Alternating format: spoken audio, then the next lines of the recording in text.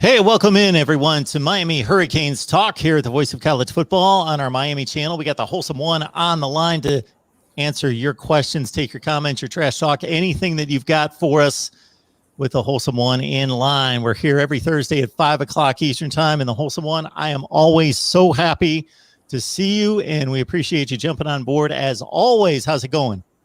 It's going great, man. We taking it one day at a time. I mean, that's all you really can do. But if you can do anything else, let me know. Fast forward if you can let me know. But it's happy. Things have been a little up and down with Miami recruiting, but it's also, Mark, we've been doing this for a while, and there's been times where I've been on here and I'm like, we just signed this guy and we picked that guy, and then they end up signing elsewhere. So I think Miami is just learning from the sins of the past and just taking all these commitments super early and such a fishy year coming off of, COVID-19. So I think they're slow playing some things. Some people don't like it, but I think it's actually the better move right now. All right, everyone, leave your comments, your questions, your debate topics there, and we will get to them as soon as we can. Keep in mind that this is probably the best time all year for you to produce the show. So you guys produce the show ultimately with your comments and your questions. So bring them on. Yeah, I know that not only you, but a number of other people that analyze Miami football, including Cam Underwood, were very optimistic about Isaiah Bond committing to the U. Do you think so it's just said and done in regards to the current commitment to the University of Florida? Do you have any insight into whether this is a firm commit, whether there is hope out there to bring him back into the fold later? I think there always is, especially when in-state players, Mark. You're dealing with, well, he's not in-state, excuse me. He's a Georgia young man, so excuse me. He's not from the state of Florida. But number one, you got to go out there and play the dang game. You got to line up. You got to play your brand of football. Okay. Now we're going to be going up into his home state to play Alabama, all likely, yes, and a loss. But depending on how you go up there and play that game, you can speak to Isaiah Bond as far as like, hey, you are someone that can come here and help us take that next step to where we win a game like that. Eerily similar to how a lot of that type of recruiting was early in 2019 when Miami took UF and eventually Orange Bowl winning, 11-win, back-to-back winning team to the brink up in Orlando, the game that I was at. And a lot of the coaches used that. Like, hey, you come here and we can win games like that. You saw when we play our hardest, when we're in there toe-to-toe, we got a good scheme. We can play with the big boys, and we ended up just coming up short. So, I wish him all the best. I also know that he's really big into track and field, and UF has one of the best track and field programs in college sports. So, which I've always argued that there's a couple sports that the University of Miami should be very, very good at, and a couple of them even better than football, soccer and track and field being two of them. Well, I would argue that track and field should be on the same par as football, but baseball and men's soccer should probably be the best in all of college sports. But, I'm not one of the board of trustees, and I understand we are a private institution, and our board of trustees love to use that as a crutch to not get things done. So, back on Isaiah Bond, it hurts, yes, because he was one of those players that you kind of penciled it in. You're like, you know what? We don't have to worry about that. We're going to get the ball rolling, going into a couple other things here. But he decides to make his commitment. All you can continuously do is continue to recruit the young man, continue that great relationship with the young man, and grow from there. Hey, he may not answer the phone anymore. He may not text you back anymore, but you continue to be respectful and keep that bridge door open, because December is still a bit ways away. And that'll be his first opportunity to put pen to paper, to pick an institution. And if you kept a great relationship, who's to say UF even holds on to him? Maybe they kick him out. Maybe they get a bigger 5-star, and then they're like, we kind of want to seek shelter elsewhere. Hashtag Nick Diaz says that.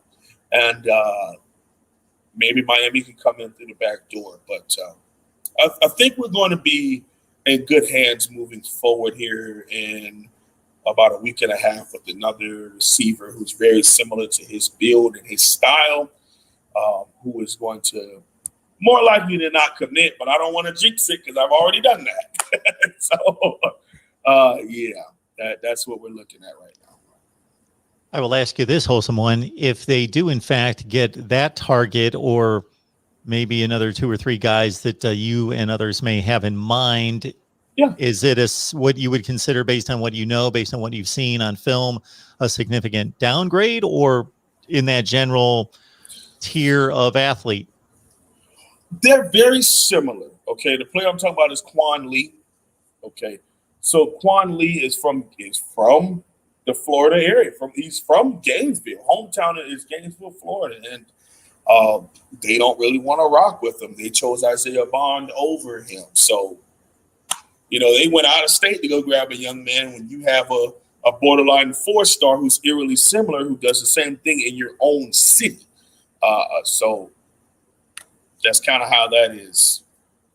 I wouldn't necessarily say that there's just this huge drop off and, oh man, we missed out on this guy and we got the breadcrumbs. Not really saying that. I also think this staff wants to be able to evaluate these young men once they come down for Paradise Camp on June 1st. Number one, they want to sit down and want to speak to the parents. They want to speak to the young man in person. They want to build that relationship before they accept commitments. And I'm excited about us doing it that way because, man, I tell you, Al Golden had great recruiting classes early in May and April and June. Mark Richt had the number 1 recruiting class after the 2017 season, going into May of 2018. We were humming in recruiting. This guy, that guy, CJ Henderson, that guy, boom, boom, boom, boom, boom. And they did not sign. So it's, am I a little disheartened by it? Slightly. But I understand that it's more about continuing that relationship, Mark. We've been talking about this for years.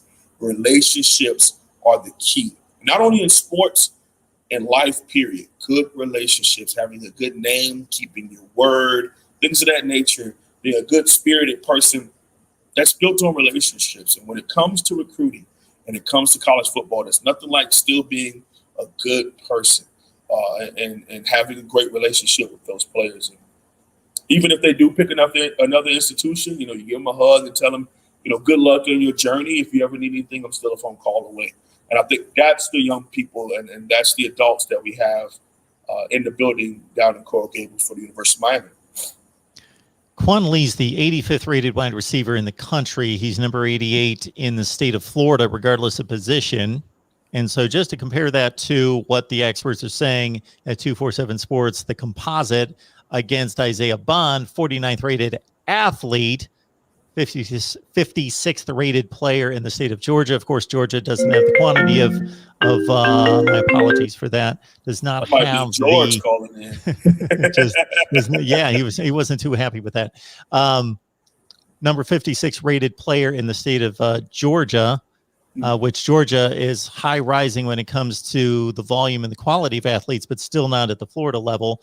What really interests me here when I look at these rankings, and I know you're not a huge believer, you think there's some value there, but you're not a huge believer in the rankings, is that 247 Sports. Okay, I'm looking at Isaiah Bond. 247 Sports has him rated as the 14th athlete in the country, while the composite's at number 49. And they've got him rated, 247 Sports, as the 23rd rated player in Georgia, as opposed to number 56. Now, there's only 3 in the composite, and 247's one of them. So they're a third of that rating. So the other 2 must be completely off the map compared to 247 on Isaiah Bond. That you usually see a more likely, a more close comparison and line of thinking on that particular player. I mean, heck, like I always say, Mark, when it comes to those recruiting things, man, you always have to keep in mind here, Mark, you're really looking at a player's highlight tape. This is the best that they can put together to give to you to show their best plays. Okay. And sometimes you're able to sit there and say, you know what? I think this young man could take another step. There's another level he can get to. But in some instances, you're kind of like, he may already be kind of peaked out here. He might already, I think he either is going to come here and be the same player, slightly better, or he's going to kind of have a steady, come down. So that's where it kind of can get fishy for you in the evaluation process. And I could look at a young man, you could look at a young man and see two completely different things. So that's why I always kind of go with my own eye. And that's why, in my opinion, I still like Isaiah Bond. But Quan Lee's film, it's not too much far off to where I can understand us losing that battle and still step into another young man who's eerily similar. Absolutely. We've got 38 on the line. We typically supersede 100, as does the Wholesome One on his channel. And what I would ask you to do here and also do it over on the Wholesome One's channel is, man, if you get in here every week, whether that's on the Rewatch Squad or right now, Live Squad, and you enjoy the content, grab that link, share it on social media, let people know out there that you come in contact with.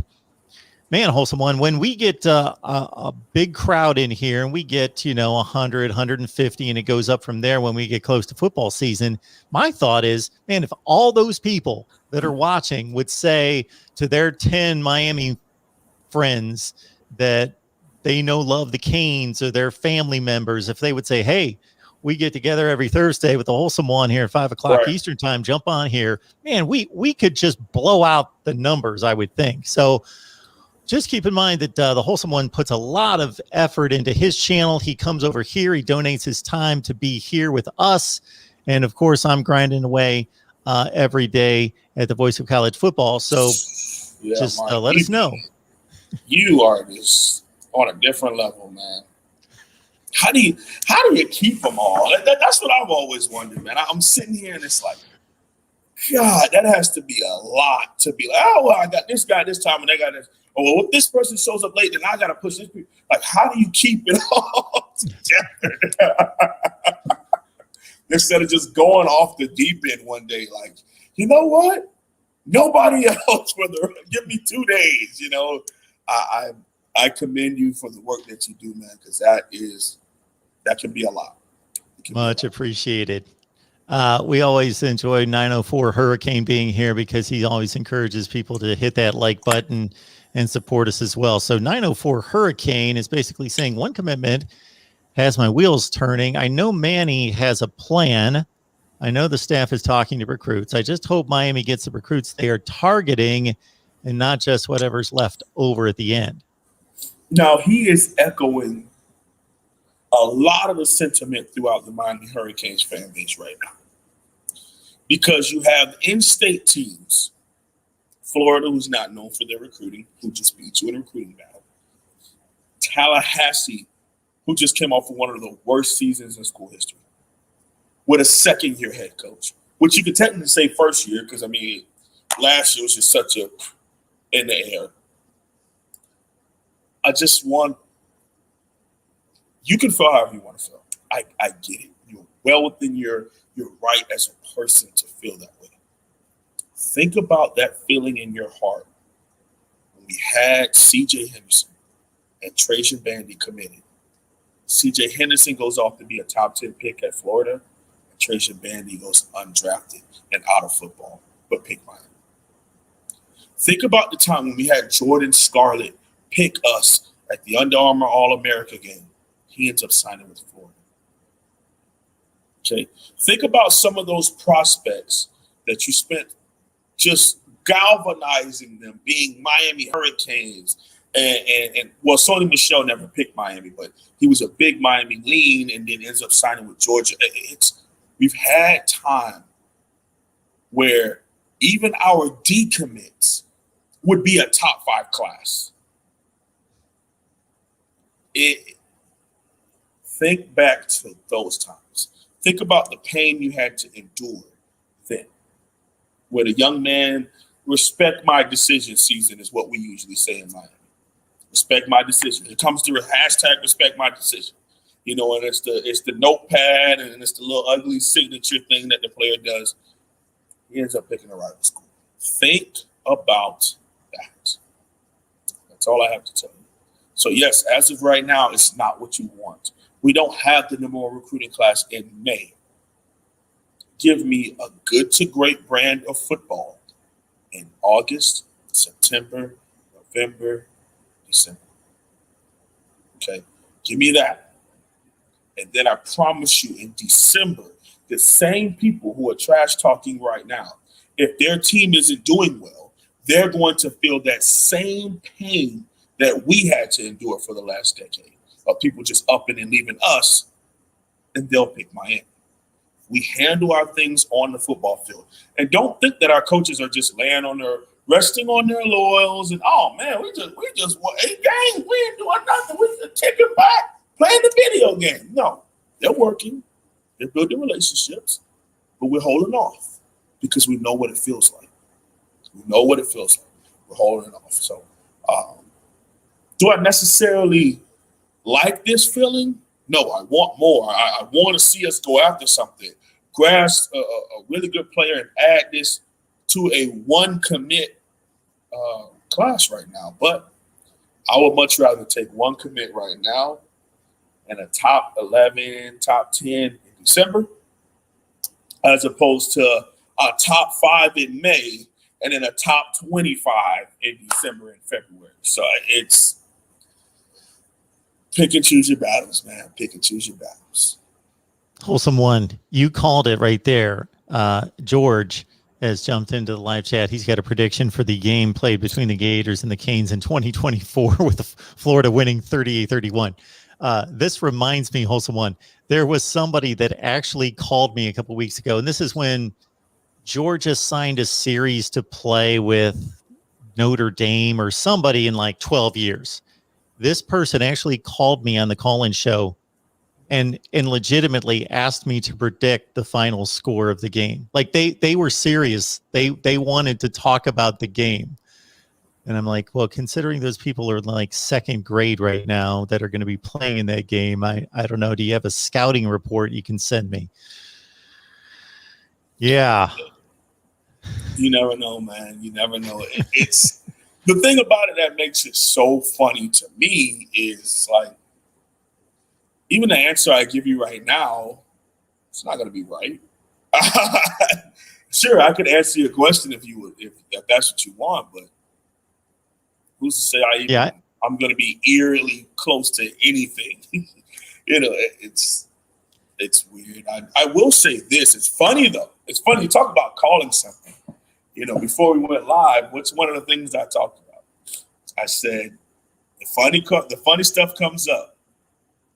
Uniforms, favorite players, and custom schedules. And look, a future schedule popped up. I always love those things because it's one of my favorite things to do is schedule those like really good out of conference games for Miami.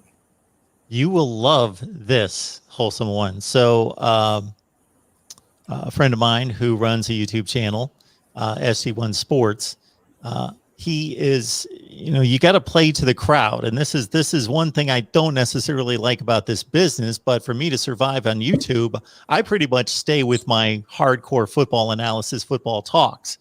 But there is a clickbait aspect of this that I try to stay away from, but I have to touch it a little bit because, hey, I want to be here in a year from now and 5 years from now still talking on YouTube. And so if I don't play the game and then it's going to be difficult. He posted a video. He's probably going to listen to this because he edits these for the Miami channel. That he posted a video. Will Miami beat Alabama by 2 touchdowns? He got like 25,000 views on the video. People loved it. Not just will Miami win the game, will they win by 2 touchdowns? Yeah. Listen, Mark. I would have to eat so much crow, but I would gladly eat that crow if the University of Miami were to go out and beat Alabama by 14 points. That's not even how. I got to go watch this video now because I would think he would have to figure out a way to explain how it could happen. Or was it just a clickbait? He's basically asking the audience, how likely is this to happen? Which it's about that likely to happen. But you can imagine there's a lot of excited Miami fans that are all over it and ready to kick some tail. I tell you what, Mark, they're going to come out swinging and we're going to fight. I don't see a situation where the University of Miami is going to come out and, well, you're Alabama, so here you go. But I also don't see a situation where Alabama doesn't force us to do that either. You're going to have two teams that have spent the whole offseason preparing for each other. You're going to have, let's say, for example, Trey Sanders, 5-star running back, Alabama. Bear with me here. He goes on a wheel route. He makes the first linebacker miss, right? Bubba Bolden comes out. Bubba Bolden comes in and wraps him up, and he's trying to stiff him. So this one arm is like this. Let's say DJ Ivy comes around the corner. Boom, pops it out, falls on the ball. Miami gets a chance to get that turnover. The thing about it is in those type of games is you're only going to get a couple one of those chances. You're only going to get a couple of those bounce of ball plays. What are you going to do with them? Take you back to Clemson. We forced 2 fumbles in that game. 2 fumbles in that game. Miami recovers both of them and equates to this many points. Not even first downs off of the turnover. So it's like, I understand. I get it. A lot of the fans are angry with me. They're like, oh, so you're supposed to be this Miami facade, and you get on TV, and now you don't want to speak about Miami having a chance in this game. It's not about the fact that I don't think we're going to be fired up, ready to go after it. I was there at the UF game. I heard the pregame chants. I see the coaches at the 50-yard line having to pull some players back. We watched the same thing happen versus LSU, where both teams almost got into a brawl before the game. What did both of those equate to for Miami, though? One blowout loss and one game we blew. So it's not about any of that. It's about the preparation and what are you going to do when you get those opportunities in those big games. It'll be different if we fell on that ball, right, in Clemson, and we play action to Cam Harris, and we throw a slant to Mark Pope. He breaks a tackle, catches the ball, breaks a tackle, and goes for a 60-yard touchdown. That's a different game. That's being able to feed off of the defense, putting you in position to win the game. Us scheming it up perfectly. If we hit home, we score a touchdown. Now the defense is fired up. Our sideline is fired up. The offense is excited. We're in the game. We hit. But none of that happened. So I'm no less of a Miami Hurricanes fan because I feel as though we're going to lose the game. I'm no less of a facade when it comes to what I'm watching and understanding what I'm looking into as an analyzer. But what I'm saying here is we're going to be lined up against one of the best organizations and programs in college football history. They're going to have plan A through F ready to go. What are we going to do when they force us to go to plan B and go to plan C? Is it going to be as good as plan A? That's where the preparation and the biggest question mark about what Miami's going to do in that game. It comes down to bounce of ball plays and how prepared we are for this moment. Alabama's so good, and I understand that they've lost a ton of personnel, but we know what the story's been with Alabama replacing personnel since Nick Saban showed up. They've been able to do it, and we've gone through every year. Oh, they lost all these draft picks, and then they reload. But they faced a schedule last year where, of course, there were no non-conference games. So eliminate those FCS and Group of Five. They played 10 quality opponents. I know that some teams in the SEC weren't great, of course, but they played 10 SEC opponents, and they ripped through everyone. Ole Miss gave them a pretty good game. They Oh, it were in was the game. probably They the were best tied with game the game. they've That was had a in a really good game. long Yeah. time. It was about six, I 7 don't, you know minutes what, left in the Mark? game. They were tied. I don't even think they win the Natty if it wasn't for that game, because it showed them a couple of their deficiencies. Because another team gave them trouble early, but then they were able to pull away. Missouri. And if you go back to that Missouri game, it was kind of like, oh, what's going on here? They really messed them up as far as with the spread and the communication with the very young secondary. I mean, you had that one elite player pass the 10 second, a Miami prospect. But you get him as one of the best corners. I arguably think he was the best corner in college football. And they had really bad communication issues. And before you know it, they were like 24 points from Missouri on Bama, and it was a big question mark. Same thing with Ole Miss. So it put a little bit of pressure on that secondary to grow up really fast. And it also put pressure on Steve Sarkisian and Mac Jones to get things rolling on the offense, which entitled them to go on and win the Natty. But go ahead with your point. I've always wanted to say that. I think it was just basically that they took apart a schedule that was nothing but a quality schedule. They didn't play any lightweights, 10 SEC teams. And the Ole Miss game was a very entertaining game. I watched most of the game, and Ole Miss was able to match them until about 5 or 6 minutes left, and then Bama pulled away with 2 touchdowns. The Florida game looked closer on the scoreboard, and I'll credit Florida with coming back, but Bama basically dominated, then controlled that game, and Florida just made like a mad dash that it was a bit deceiving in terms of them coming close, because they really weren't close, but they did make it a one-score game. That Alabama team was good enough to just throttle Ohio State, and Ohio State had, for a second consecutive year, 10 NFL draft picks, loaded with talent, second best roster most likely in the country, somewhere in that range, 2 or 3, and they whipped them. They whipped Texas A&M. Say that again. They had who? These people had how many people drafted? 10. 10 last year, too. Woo! They had 3 of the top 20 picks in the draft last year. My God, in heaven. That's a lot of draft picks, Mark. That's big time, man. That's big time. So, but go ahead.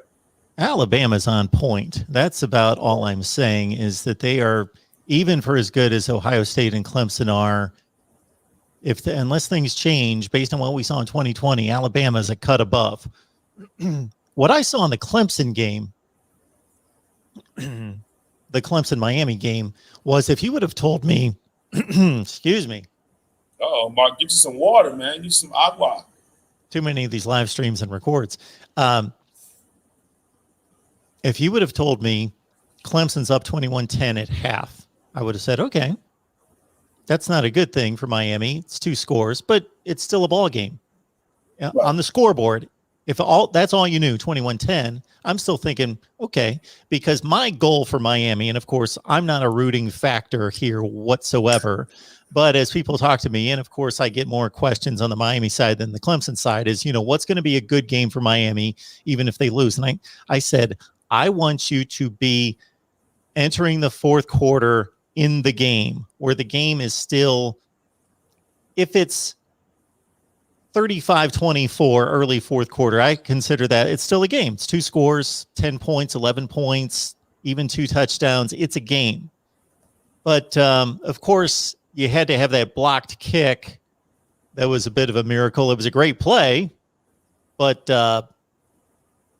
there's a difference between blocking a kick, returning that for a touchdown, versus watching your offense go 85 yards in 10 plays and really make some plays and score the touchdown. So even at 21-10, I thought, if they can come out as a different team in the second half, yeah, that meant something, but really that's just going to make it look a little bit better.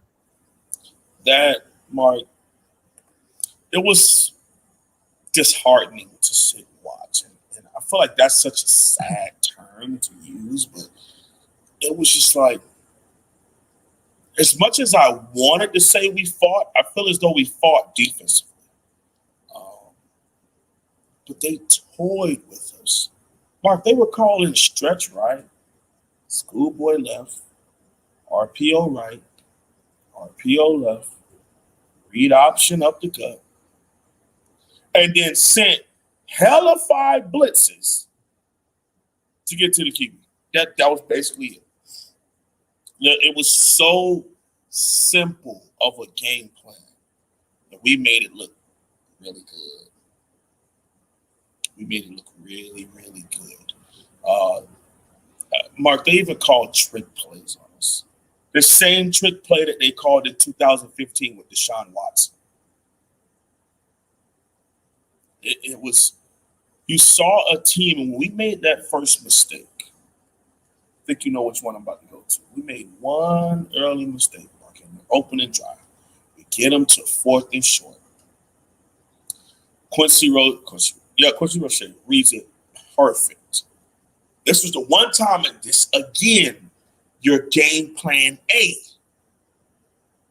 It was perfect. They knew based on the look that we gave them, they were going to check to a curl right at the sticks. He drops perfectly, and although he drops the interception, what an amazing heads up. For the first time I sat there and was like, oh, we practiced? We practiced. We were ready.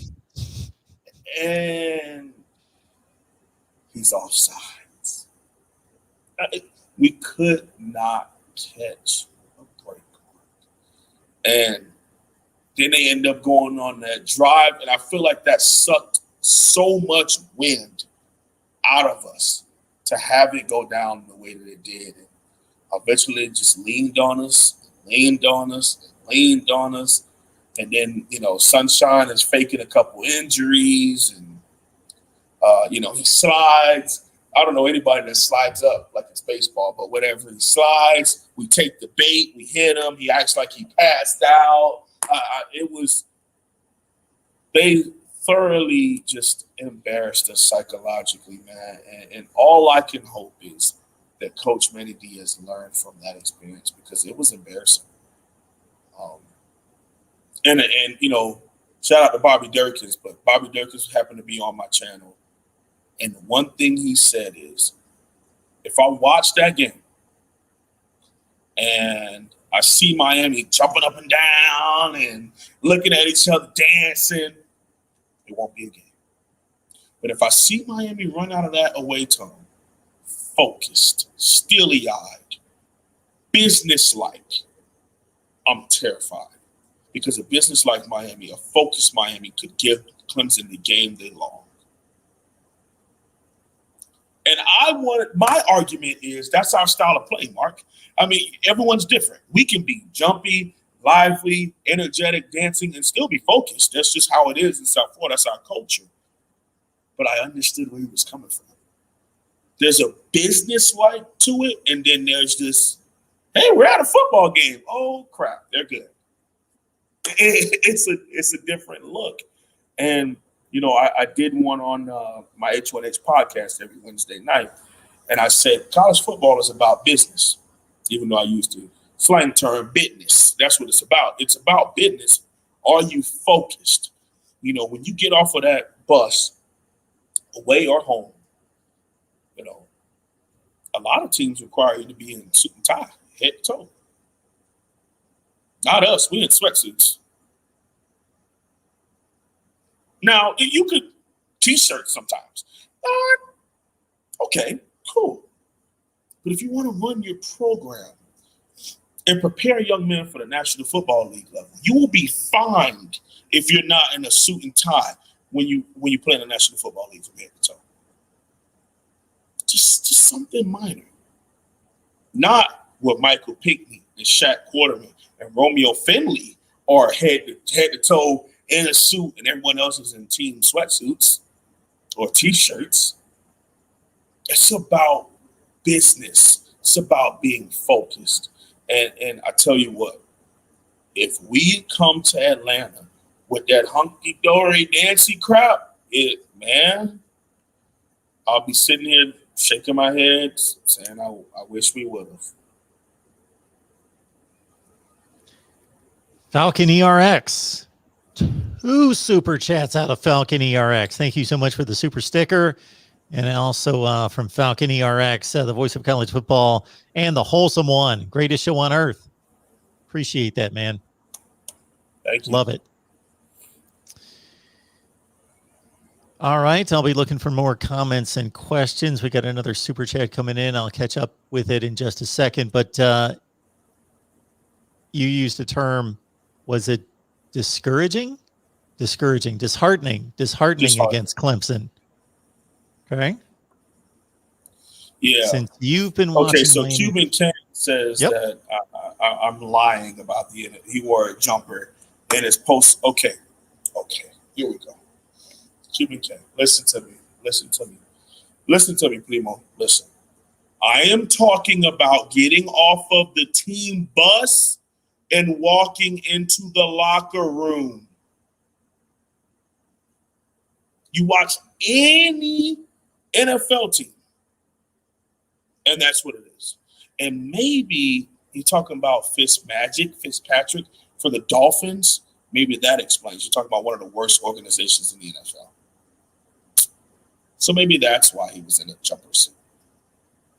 And the crazy part is, I know exactly what pressure you're talking about, and he had to take that off and give it back to one of the players, one of his fellow teammates, because he just wanted to wear it to look cool for the presser. Come on, man. Do better. Chug Mo Beer. Appreciate it, man. Thank you so much. Hello, Mark. Wholesome One. Hashtag Live Squad. Smash the like button. Let's go, Canes. Yes, sir. And again, everyone, whether it's this week or next week, just get into the habit of getting this link out there on social media and do the same thing when you check out the Wholesome Ones channel and go on over there for his live streams. Why not grab that link, send it out on social media, or just contact your folks directly, anybody in your fam, anybody in your group of friends that love college football, and let them know, hey, we're here every Thursday night at 5 o'clock Eastern time, and again for any of the Wholesome Ones live streams as well. So where I was going with the disheartening comment was, this is one of my favorite off-season questions. Uh-oh. So since you've been watching Miami football, what game 2014 Tallahassee. I already know where you're going. Listen. Sealed it. Okay. Mark, listen. All right. So can you give me a top three? I will even give you a story to all three of them. How about that? Okay. So Miami 2014 was such a important season. Here's why. Coming off of that 9-4, and we started off the season with the same team that we played in the bowl game, minus the first round wide receiver and minus Teddy Bridgewater, their first round QB. Okay. And we lose that game. But it's understandable. Brad Kaya, as a true freshman, is hopping on the field for the first time for the Miami Hurricanes. And his offensive coordinator is James Coley, who's just – Mark, listen, before I started studying offense, I used to think James Coley offense was so elaborate and the spread is amazing. And then I went back and watched it. Now with more knowledge, it was so rudimentary. It was just so piss poor. It was bad. But he brought this a form of the spread, which we have been trying to run power I at Miami because we thought we were Penn State South. But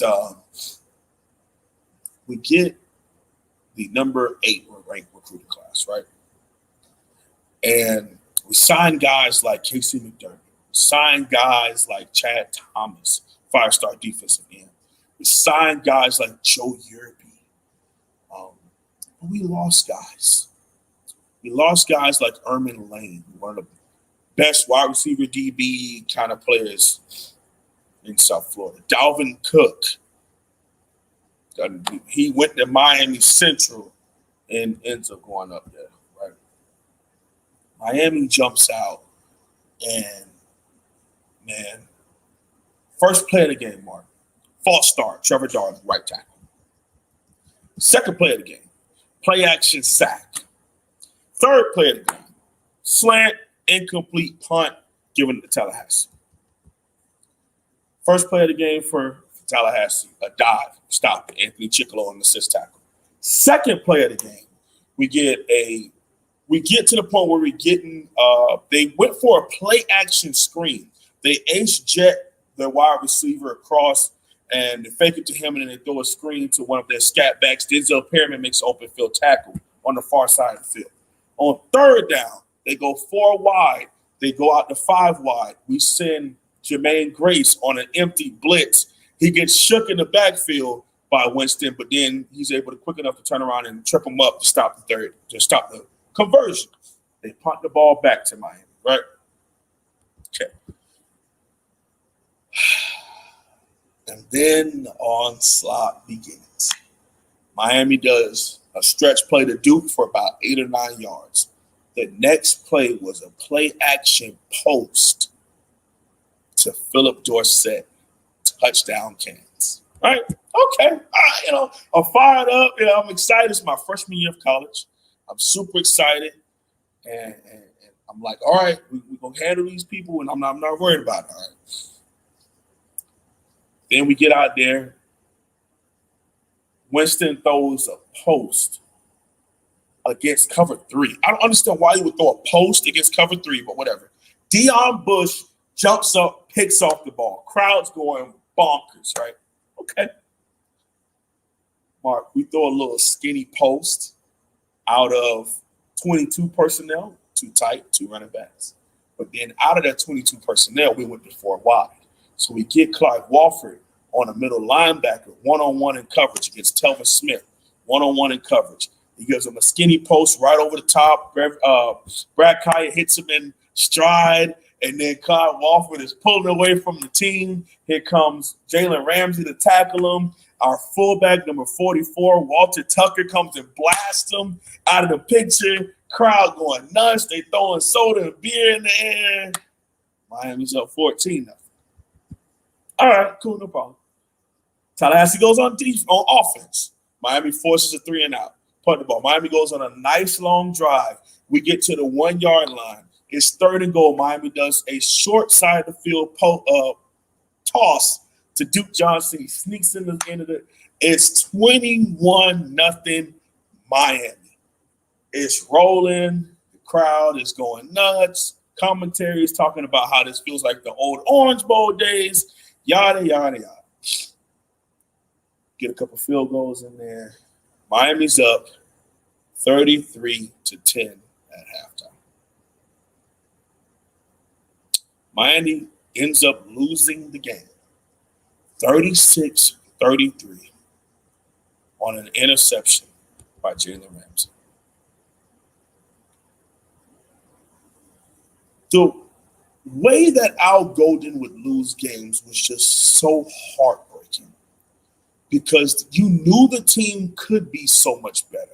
You knew the team was so much better, but a mixture of that crappy defense, this elementary behind offense, all this talent, them not really trusting the coaches, it was a bad mix.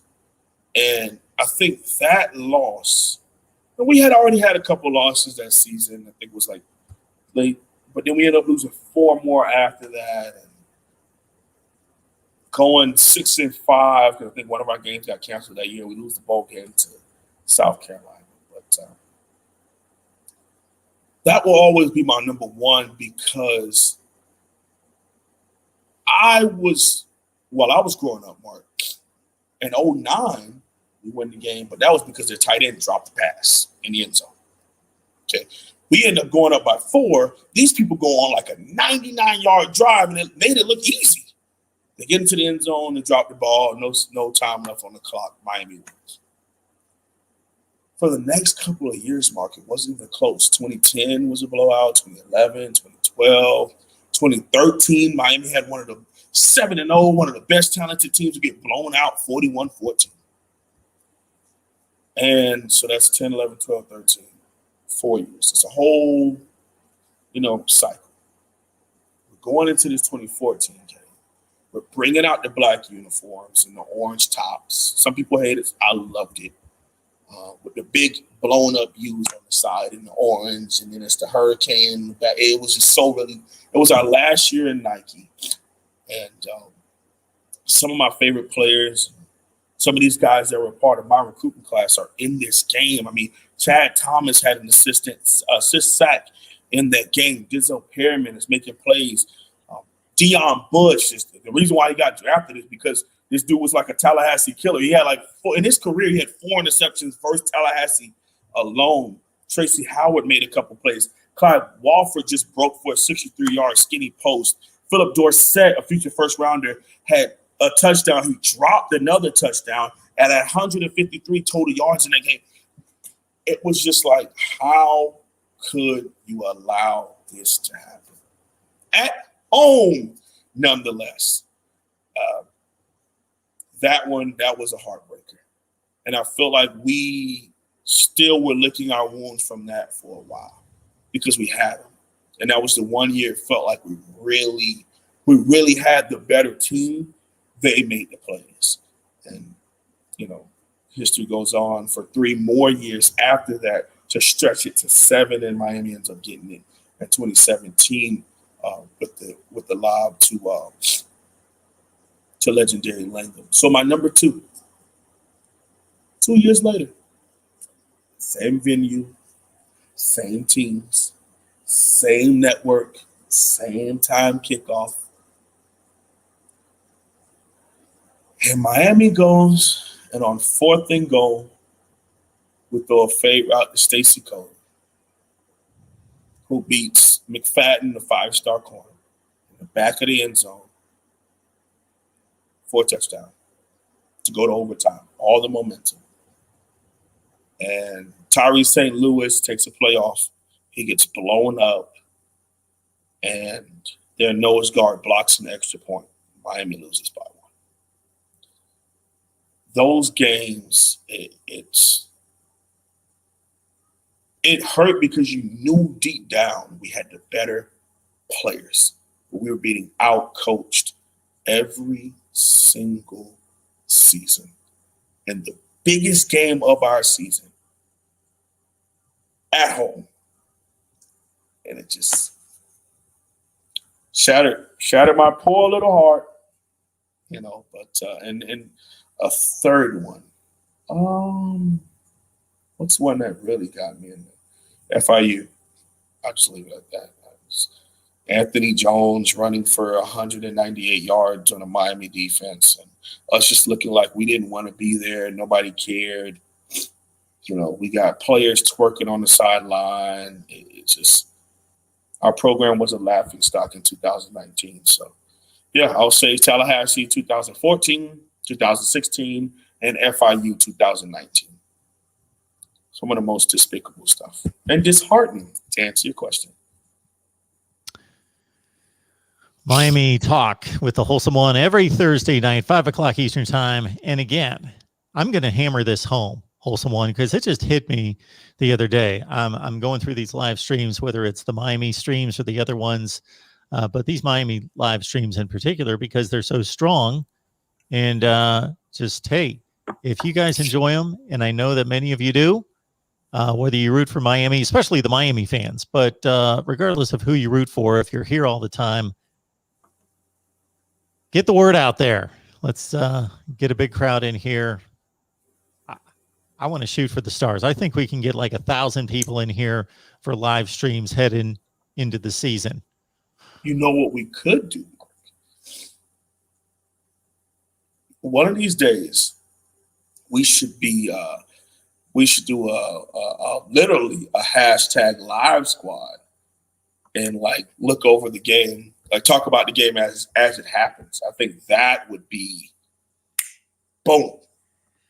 You could have me and Cam and Paul, different people hop on and talk for a little bit. I think let's say I had the first quarter and then Cam gets third quarter and someone else. Yeah. If you had it like that, I think that's what would take it to a different level. So I didn't think of that, but that's a great idea. What I thought of a few minutes ago when you were talking about breaking down Coley's offense and then having a better understanding later and then rewatching it, I was thinking about having you on here and just throwing in games from last year and just letting them roll and just talking through plays.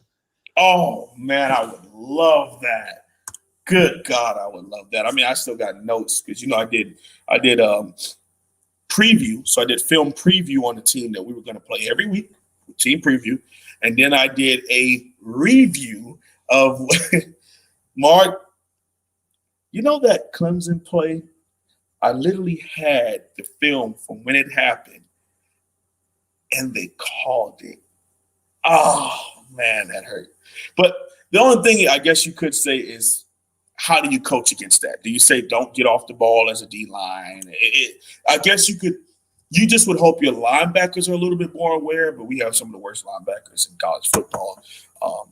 I think a couple of our linebackers couldn't even play at Delaware State. Man, they are pitiful. You're laughing. I'm dead serious. It's bad, man. It's bad. Bad.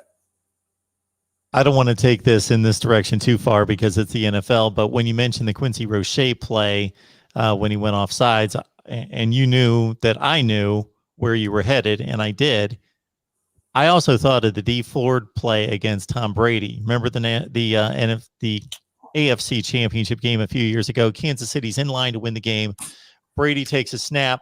He overthrows Gronk, or Gronk just looked like anyway. Gronk tips the ball in the air. It's picked off. There's like 30 seconds left in the game. The game's over. The GOAT's thrown an interception. The AFC Championship game's over. And D Ford is not even in the play. He's on the right side of the defensive line.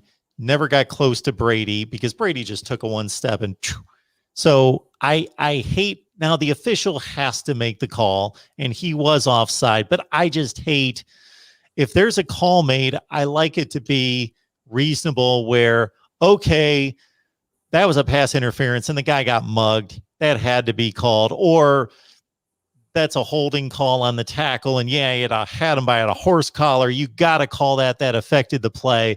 I hate penalties when they don't affect the play, especially when they decide a Super Bowl berth. Oh, I should have had no rooting interest or been that disgusted by that, but I was disgusted for days after that. Listen, I'm not a Tom Brady hater by any means. I really love his brand of ball. I was disgusted. I could not believe, for all your years as a defensive lineman, he was a pretty solid guy in college. I remember him in a national championship game versus Tallahassee, and I felt like he had such a great first half, but he just got doubled, tripled second half. No one else showed up on the defensive side of the ball.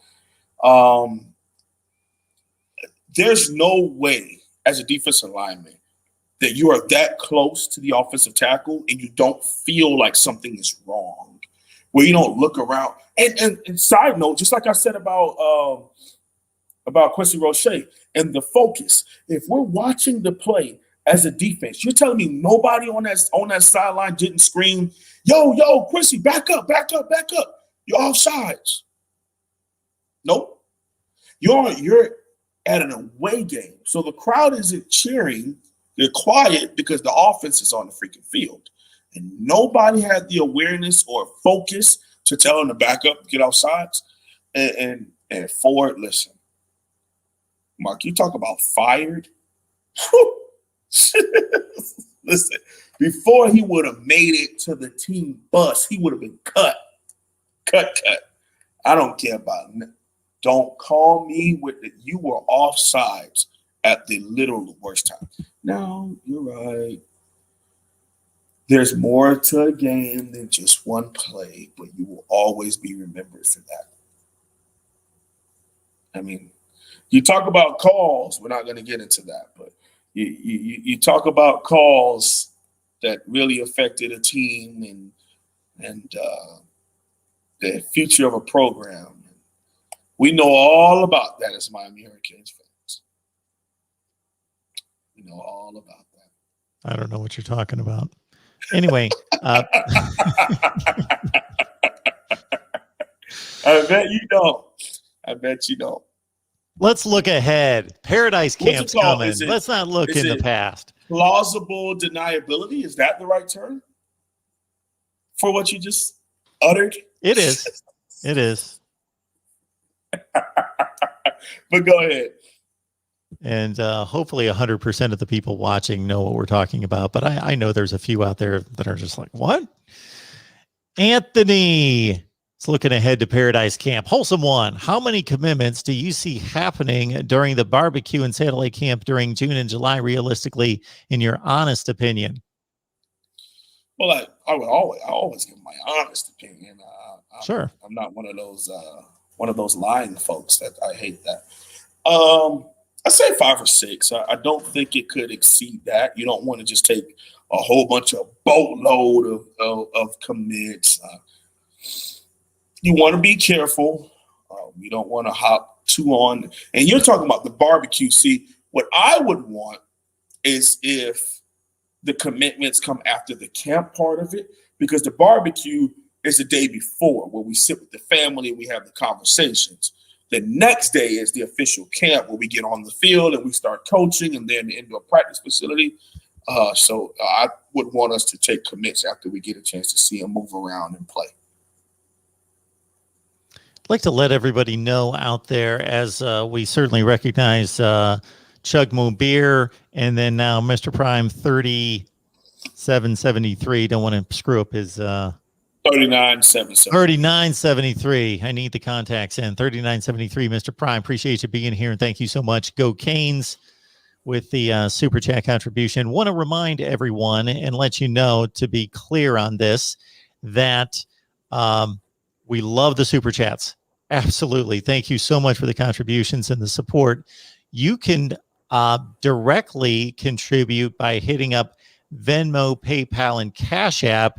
If you do so, then if you're just contributing to the channel, let's say in general, just that would be fabulous. But if you want this to contribute directly to the Miami show, just if you do that and send me something, Venmo, PayPal, Cash App to Mark Rogers TV, just put Miami or put Wholesome One or something in there as well, just why I can designate that correctly. So just another, for those of you who are YouTube savvy and understand the filter process, that's all I'm going to say about the money situation in regards to YouTube.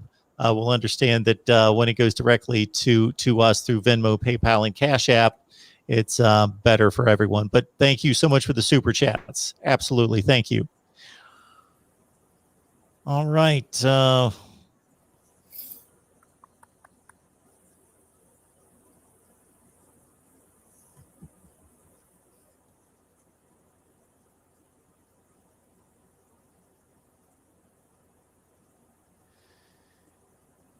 We gotta end with a bang here. I got to come up with something good to ask you. Usually, able to come up with some kind of closing question. Somebody asked earlier in the chat whether Donald Chaney's going to have a breakout season. I think he could. I mean, Mark, you know my viewpoint on this. I can't believe we've gotten to that point, and we're doing the whole this guy versus that guy and that crap. I'm RB by committee, and I think due to like his workload, I think he would have more. His stats are going to be kind of more eye-popping than you would think. So I guess by that definition, yeah, I could see him having a breakout season. But I just want him to be able to put the best on the field, man, and they go get it. Because for the longest, Mark, we haven't been able to trust our coaches to do things the right way.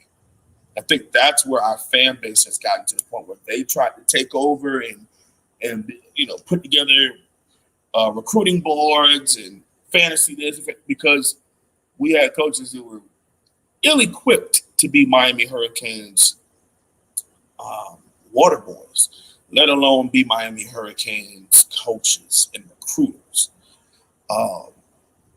And they were the ones out here handing out scholarships. Okay, it's been really bad.